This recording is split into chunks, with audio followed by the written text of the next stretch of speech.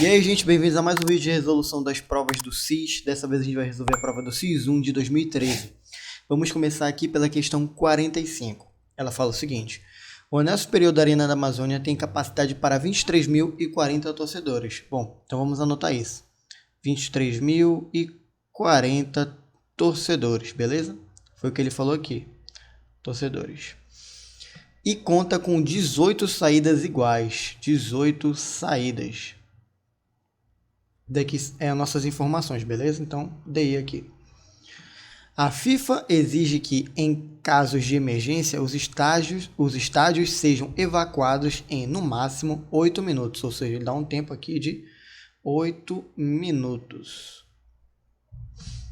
Para atender à exigência da FIFA, a ordem de grandeza do número de pessoas que deve passar a cada minuto por cada saída do anel, ou seja, ele quer saber o número de pessoas que tem que sair a cada minuto por cada saída do anel,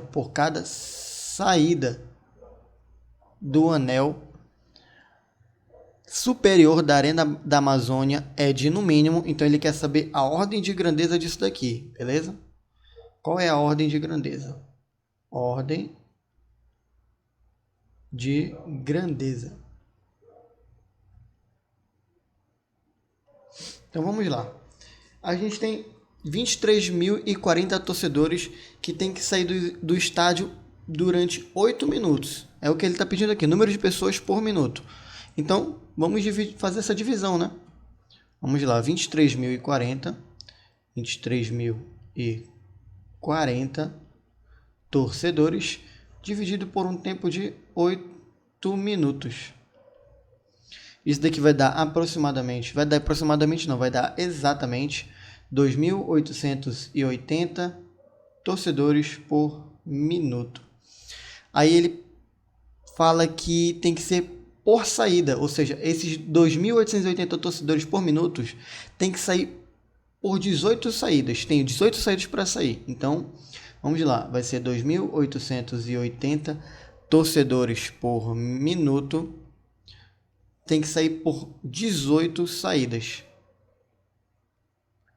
Isso daqui também vai dar exatamente 160 torcedores por minuto, que tem que sair por 18 saídas. Ou seja, 160 torcedores por minuto para 18 saídas, para as saídas.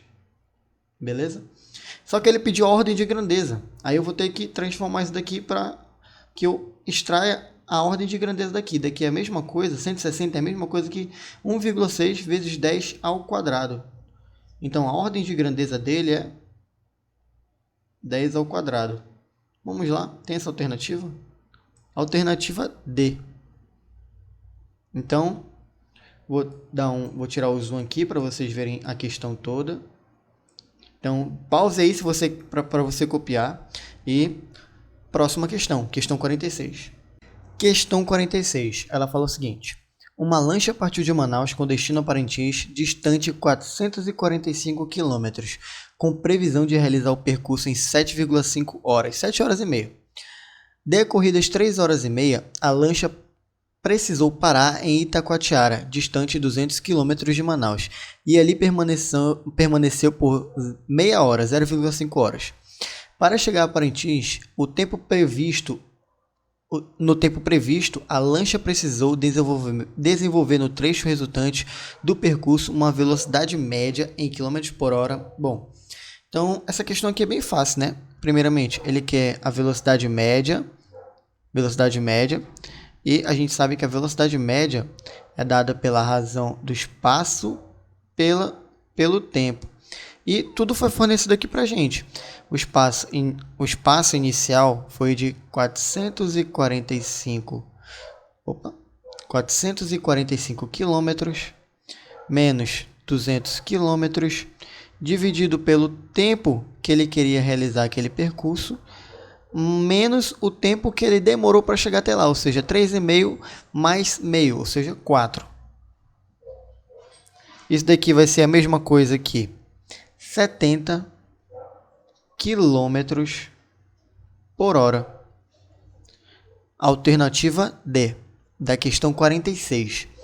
Próxima questão. Questão 47. Ela fala o seguinte: a pista de pouso do Aeroporto Internacional de Manaus, Eduardo Gomes, tem 2.700 metros de comprimento. Então, já vamos começar a anotar aqui as informações que ele está fornecendo para a gente. DI. X igual a 2.700 metros de comprimento. Se um avião pousar numa extremidade dessa pista com velocidade de 74 metros por segundo, V igual a 74 metros por segundo, e parar apenas ao atingir a extremidade oposta, o módulo da aceleração média em metros por segundo ao quadrado será aproximadamente... Bom, ele fala o seguinte: velocidade e parar apenas ao atingir a extremidade oposta. Então eu sei que a velocidade final vai ser igual a zero. E o que ele quer saber é a aceleração. Beleza? Bom, aqui o que a gente vai aplicar aqui? Ele está dando para a gente o quanto é o tamanho da pista, ele está falando a velocidade inicial e eu já sei a velocidade final. Então vamos lá. Daqui eu vou usar Torricelli. V ao quadrado é igual a VO ao quadrado mais 2A vezes ΔX.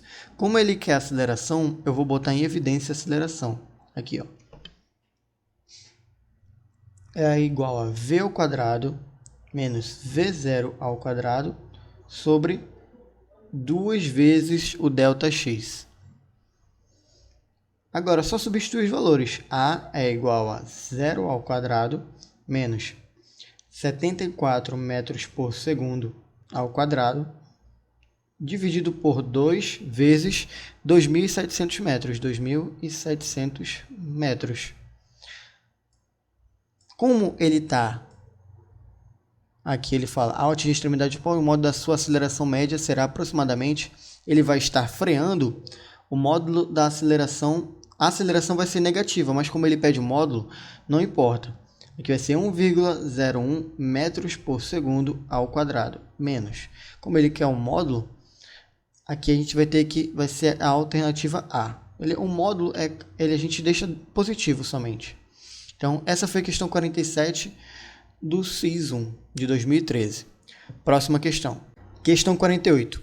Fala o seguinte: logo após saltar do avião, um paraquedista atingiu a velocidade de 53 metros por segundo. Então tá. Velocidade inicial igual a 53 metros por segundo. Quando abriu o paraquedas, essa velocidade foi reduzida para 5 metros por segundo. Então, velocidade final igual a 5 metros por segundo. Em um intervalo de tempo igual a 6 segundos. Então, T igual a 6 segundos. Considerando a massa do conjunto paraquedista e paraquedas igual a 70 kg, então ele está me dando uma massa aqui também, 70 kg, bastante informação essa questão. A intensidade média da força resultante em newtons que atuou no conjunto desse intervalo de tempo foi igual a... Então, o que ele quer saber aqui foi a força. Ele quer saber a força. A intensidade média da força resultante em newtons que atuou no conjunto nesse intervalo de tempo. Que força é essa? É a força com que o paraquedas foi levado para cima. Tipo, assim que ele abriu o paraquedas desacelerou a queda dele. Ele quer saber de qual foi o módulo dessa força. Então, só nomear aqui as nossas informações. Daqui é o DI, nossas informações. Esse daqui é o nosso objetivo. A gente quer saber a força. Tudo bem? A gente sabe que a força é igual a massa vezes a aceleração. Tudo bem? Só que eu não tenho a aceleração. Isso daqui é o que está faltando para mim. E lá em Física 1, na parte de movimento, a gente sabe que a aceleração é igual à variação da velocidade dividido pela variação do tempo. Não é? E aqui ele já deu as velocidades iniciais e finais para a gente.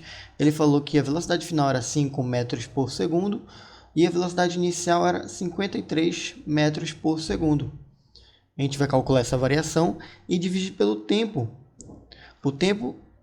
O intervalo de tempo de 6 segundos que ele falou para a gente. Está aqui, t igual a 6. Fazendo esse cálculo rápido aqui, a gente tem que isso daqui vai ser A igual a menos 48 metros por segundo, dividido por 6 segundos. Isso daqui vai dar metro por segundo ao quadrado.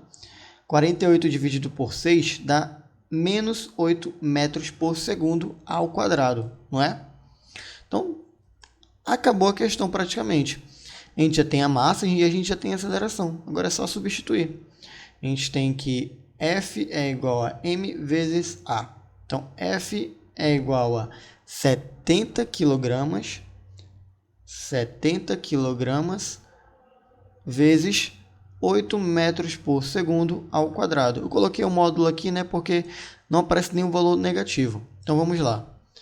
F é igual a 560 quilogramas vezes metros por segundo ao quadrado. A gente já sabe que isso daqui é Newton, né? Então, vai ser 560 newtons. Qual é a alternativa dessa questão? Alternativa B. Então, a questão 48, a resposta é 560, alternativa B. Vamos para a próxima questão. Questão 49. Ela fala o seguinte: pendurando-se um objeto de peso 1 newton na extremidade de uma mola ideal, observa-se que seu comprimento se torna igual a 8 centímetros. Substituindo-se o peso por outro de 3 newtons, a mola passa a apresentar um comprimento de 12 centímetros. O comprimento em centímetros dessa mola sem a deformação é igual a... Então, o que ele quer saber aqui, o nosso DO, o nosso objetivo, vamos determinar nosso objetivo aqui. Nosso DO, ele quer saber o comprimento sem a deformação, ou seja, o comprimento inicial. É o que ele quer saber aqui, beleza? Então, vamos lá. Ele deu para a gente o peso de 1 newton, que corresponde a uma deformação de 8 centímetros. 8 centímetros. E o peso de 3 newtons, que corresponde a uma deformação de 12 centímetros. Beleza. A gente sabe que a equação para determinar a força elástica, ou seja, tanto a constante quanto o comprimento, ela é dada pela força elástica, a lei de Hooke, né? Força elástica é igual ao menos K vezes X, onde esse menos aqui, ó, é ele que fala que a força elástica é uma força restauradora. Força restauradora.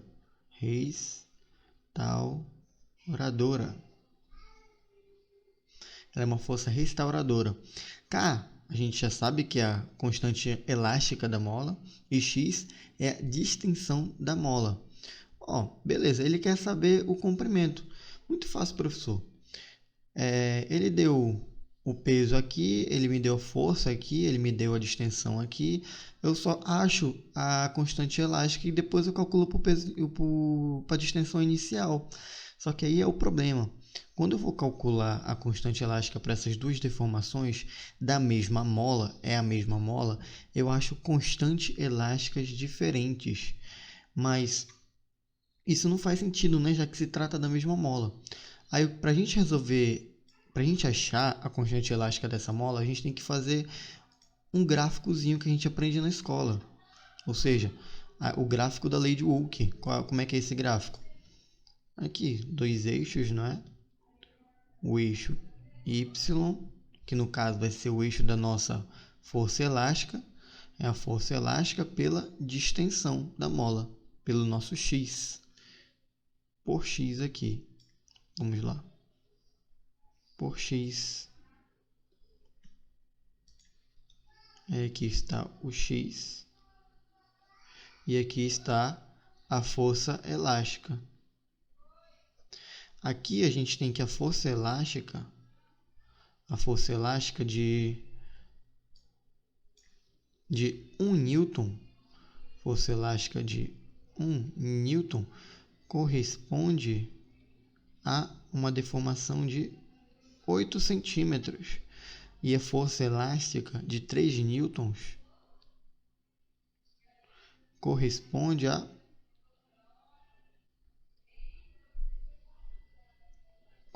12 centímetros. Até aqui tudo certo, professor, mas como é que eu vou tirar essa minha constante elástica daqui? Bom, a gente viu que eu posso traçar uma reta entre cada ponto que me apareceu aqui no gráfico. Esse daqui vai ser a reta que eu vou traçar. E eu consigo calcular daqui a tangente. Aqui, ó. Tangente. Vamos calcular a tangente aqui, ó. Cadê? A gente sabe que a tangente desse meu ângulo aqui, ó, a tangente desse meu ângulo alfa, desculpa, esse meu ângulo alfa, a tangente de alfa é igual à minha constante elástica. E essa minha constante elástica, eu posso dizer que é dada pelo cateto oposto pelo cateto adjacente, matematicamente. Ou seja, o cateto oposto vai ser esse daqui, ó. Esse daqui de cima. Esse daqui de cima. Ou seja, 3 menos 1, que é 3 menos 1 sobre o cateto adjacente, que é esse daqui de baixo, 12 menos 8. 12 menos 8. Fazendo esse cálculo aqui bem rápido, a gente acha que a constante elástica dessa nossa mola é 0,5 newtons por centímetro. Se a gente calcular agora a força elástica no caso vai ser igual ao nosso peso, a gente tem que a força elástica é igual ao nosso ΔX vezes o nosso K, sendo que o nosso ΔX é igual a 8 centímetros menos o comprimento inicial, porque esse daqui foi o comprimento final depois que ele colocou o peso na minha mola. Então, eu quero saber o comprimento inicial. Bom, a gente está analisando para o primeiro caso, beleza?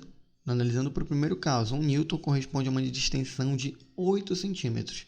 Ou seja, eu tenho que a força elástica é igual a 8 centímetros vezes x0 vezes 0,5. 0,5 a gente pode representar de uma outra forma, né? A gente pode representar por meio. Meio é igual a 0,5. Então, para facilitar a nossa vida, vamos representar isso daqui por meio. 1 sobre 2.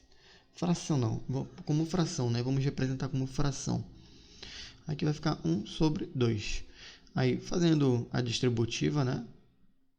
Vai ficar 8 sobre 2 menos, aqui é um menos, tá? Aqui é um menos, menos x0 sobre 2. Isso daqui vai ser igual a 1, né? Que é a nossa força elástica, o nosso peso colocado na minha mola foi de 1 newton. Isolando agora, eu posso calcular meu comprimento inicial. Eu tenho 4 menos x0 sobre 2. x0 sobre 2 é igual a menos 3, que é menos x0 sobre 2, né? O menos continua com ele. Aí agora eu passo esse meu 2 multiplicando. Eu vou ter que esse menos x0 sobre 2, passando multiplicando para o outro lado, vai ser igual a menos 6. Cancelo menos com menos. Resposta final, o comprimento inicial da minha mola foi de 6 centímetros. Ou seja, o que eu posso tirar daqui, professor? Que a cada 1 newton, a minha mola deformava 2 centímetros. Beleza? Aí aqui, ó, jogando graficamente, esse daqui, ó, vai ser o nosso comprimento inicial da mola. 6 centímetros. Beleza? Próxima questão. Questão 50. Ela falou o seguinte: um asteroide 5 vezes maior que um navio transatlântico vai passar nesta sexta-feira, 31/5, a 5,8 milhões de quilômetros da Terra, uma distância curta em termos astronômicos, informou a Agência Espacial Norte-Americana. Denominando FA a intensidade da força gravitacional entre a Terra e o asteroide, então, Aqui é um ponto para a gente notar. Vamos grifar isso na verdade. Vamos aqui. FA, a intensidade da força gravitacional entre a Terra e o asteroide, quando ele se encontra à distância citada. A intensidade da força sobre o asteroide no mesmo ponto se sua massa fosse a metade da atual. Se a massa do asteroide fosse a metade da atual. Então, nós vamos ter duas forças gravitacionais, né? Uma com relação a FA, né, que ele falou, que é a força gravitacional entre a Terra e o asteroide, e a força gravitacional B, que é a força gravitacional entre o asteroide e a Terra. Tudo bem? Então, a gente sabe que a força gravitacional é dada pela seguinte equação. Vamos lá. A força gravitacional ela é dada pela seguinte equação. F é igual a G vezes a massa do primeiro corpo vezes a massa do segundo corpo pelas suas distâncias ao quadrado. Tudo bem? Vamos lá. E ele me falou que ele quer saber a força gravitacional do asteroide se sua massa fosse a metade da atual. Então, eu vou dizer o seguinte, que essa daqui é a força gravitacional A e que ele tem essa massa aqui, que é a massa do asteroide. Essa massa do asteroide dele vai ser dada pela distância ao quadrado vezes FA sobre G vezes M, tudo bem? E, já que ele vai ter a nova massa e vai ser a metade da atual, eu vou dizer que FB é igual a constante gravitacional vezes a massa da Terra vezes a sua nova massa pela metade, né? Dividido pelas distâncias ao quadrado. Substituindo esse M aqui na nova força gravitacional dele, a gente vai ter o seguinte, ou seja, eu vou ter que FB é igual a G vezes Mzão vezes R ao quadrado vezes FA. R ao quadrado vezes FA é o meu valor de M. Eu vou substituir ele bem aqui. Vamos lá. R ao quadrado, peraí, ficou feinho. R ao quadrado vezes FA sobre G vezes M. Esse daqui é um Mzão, que é a massa da Terra. Isso tudo dividido por 2, pelas suas distâncias ao quadrado. Bom, aqui já ficou bem simples, né? A constante vai com a constante, massa da Terra vai com a massa da Terra. R ao quadrado repete o primeiro, multiplica pelo inverso do segundo. Esse daqui vai se cancelar também. Eu vou ter que a nova força gravitacional do asteroide vai ser dada pela força gravitacional da Terra e o asteroide dividido por 2. Tá certo? Essa daqui é a alternativa B. Tirar o zoom aqui, né, para enxergar melhor a questão toda. Então, essa daqui é a resolução da questão 50, alternativa B. Vamos para a próxima questão. Aqui é a questão 51 e ela fala o seguinte: a imagem mostra o relógio municipal de Manaus. Considere 2 pontos nos ponteiros desse relógio, um ponto M, situado na extremidade do ponteiro dos minutos, e o ponto H, situado na extremidade do ponteiro das horas, cujo comprimento é menor do que o dos minutos. Ou seja, todo mundo aqui já deve ter visto como é que funciona o relógio, né? Então aqui ele está falando que tem um ponteiro das horas. Deixa eu colocar o centro, né, aqui da minha circunferência.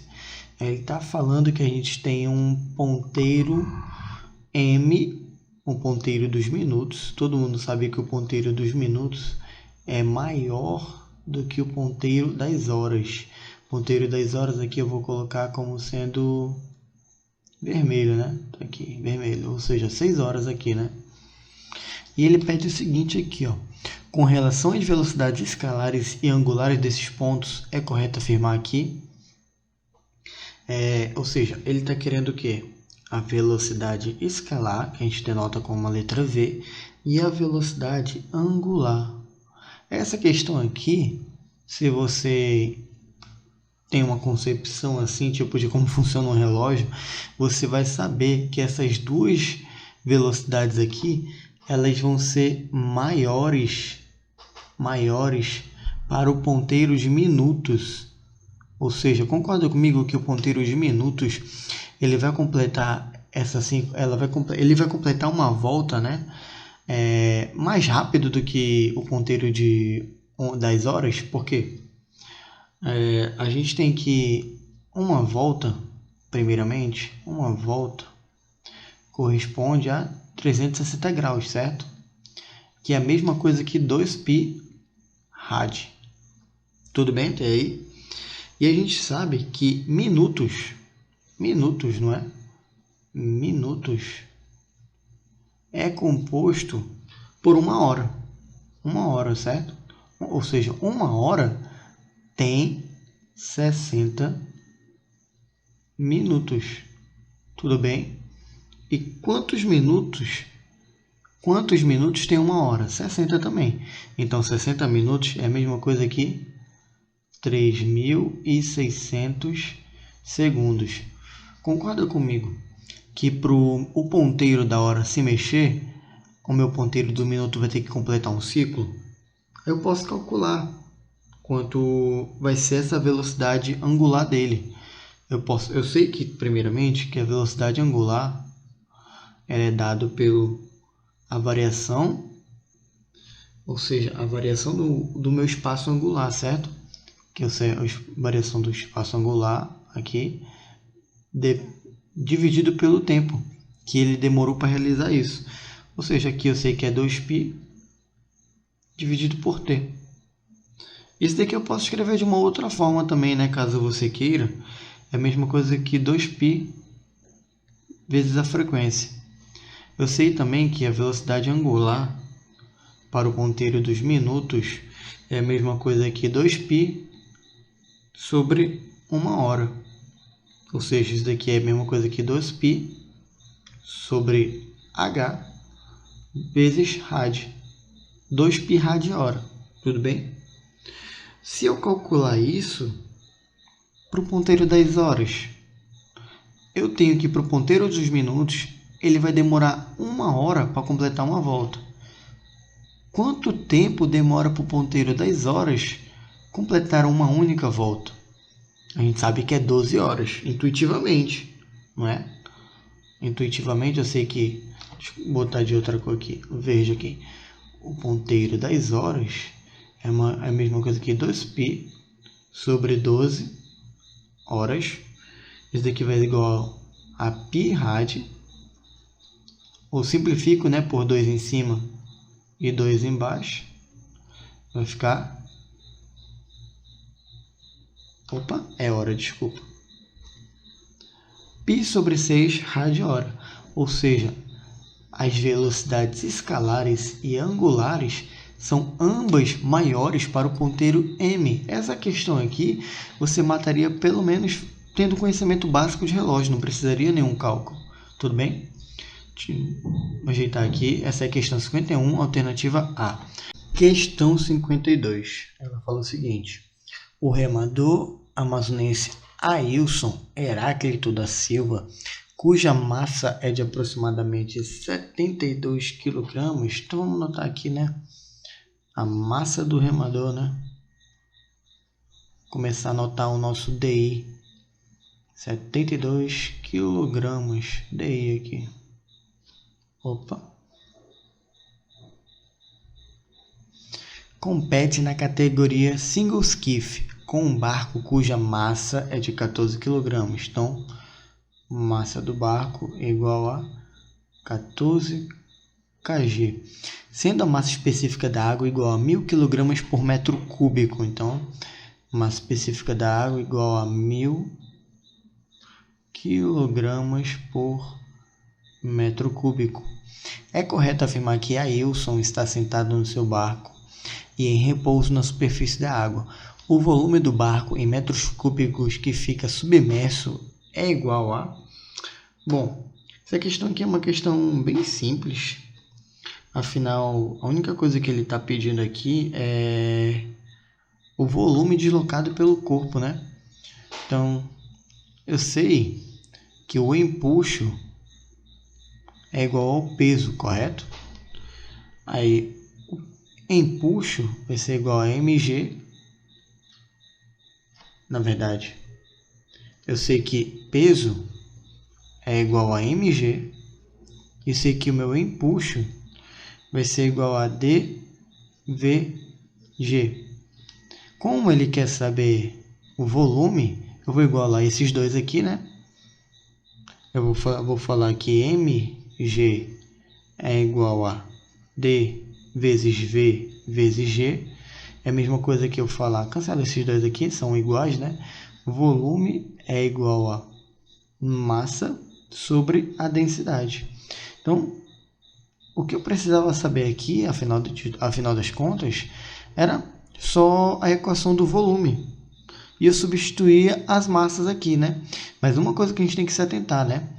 A massa seria a soma do meu remador com a do barco, tudo bem? Então aqui seria, quanto é que é a massa do remador?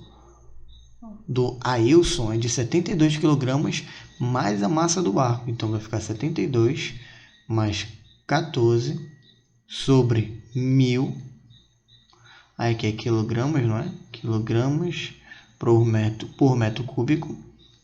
Aí cancela quilograma com quilograma. Em cima eu vou ter, isso daqui vai ser igual a 86 sobre 1000 metro cúbico, certo? A unidade já está correta, já está de acordo com o volume. Agora eu só faço andar 3 casas para a direita, né? 1, 2, 3. Eu vou ter que isso daqui vai ser igual a 0,086 metros cúbicos. Ou 8 vezes 10, 1, 2, 3, a menos 3 metros cúbicos. Vamos lá ver qual nossa alternativa. Alternativa C, não é? Então, questão 52, alternativa C. A única coisa que a gente precisava saber aqui era que o volume é igual a densidade. O volume é igual a massa pela densidade. Massa dividido pela densidade.